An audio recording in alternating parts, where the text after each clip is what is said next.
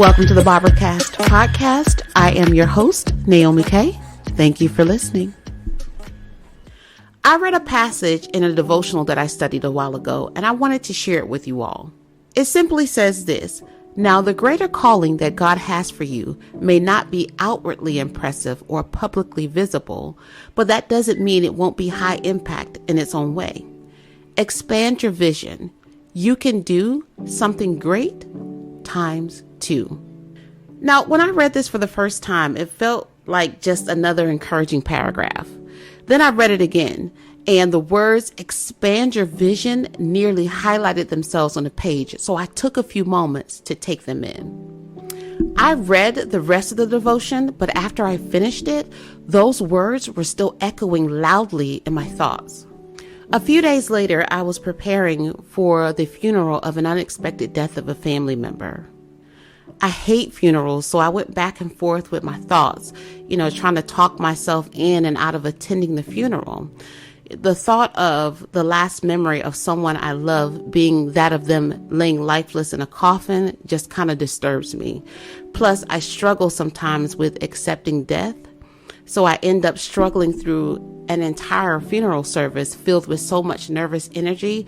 I have to think of unrelated stuff just to keep my mind off of it. Well, I sucked it up and decided to go to the funeral because death in this life is inevitable for some of us, and God gives us what we need to get through the passing of a loved one. When I arrived to the funeral, the atmosphere was what I expected it to be, very solemn. So I took a deep breath and headed to the front where the body was to pay my last respects. I had butterflies all the way down the aisle and my hands were completely sweaty. I tried to get that part over as quickly as possible, so I passed by and gave the body a quick look. Then I hurried and found a seat somewhere in the church. I actually overlooked quite a few family members on the way. The funeral started and ended as presumed. There was a processional end, a couple of solos, a couple of 2-minute I remember drills, the preacher preached, and then there was a processional out of the church. I was praying that no one noticed the relief on my face when we finally hit the lobby. All of my inner parts were screaming, "Thank you, Jesus." Traditionally, after every funeral, food is there. So me and a bunch of family members went to go get a bite to eat.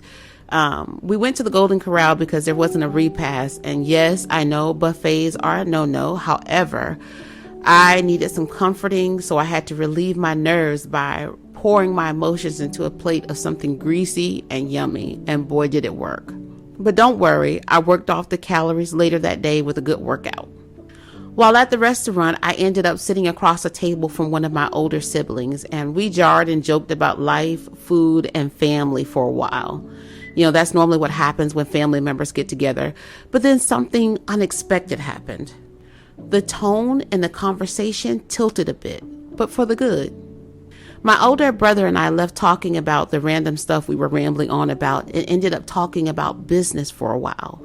And in the middle of the conversation, he said something to the effect of, sis, what you're doing right now with your business ideas and your writing ideas is not necessarily for your peers, the people that you know. You need to see the bigger picture. The stuff that you're doing is to reach people on a bigger spectrum, people who don't know your name. They don't know you at all. And he said, I'm serious. Believe what I'm telling you, sis. Doesn't that sound like expand your vision? My brother had no idea he was giving me complete and total confirmation of what I just studied in my devotional. As a matter of fact, I don't believe he was trying to be prophetic at all. He was just giving me what he thought was good brotherly advice. For years, I was guilty of trying to convince people who know me that there's something purposeful on the inside of me. What a waste of time.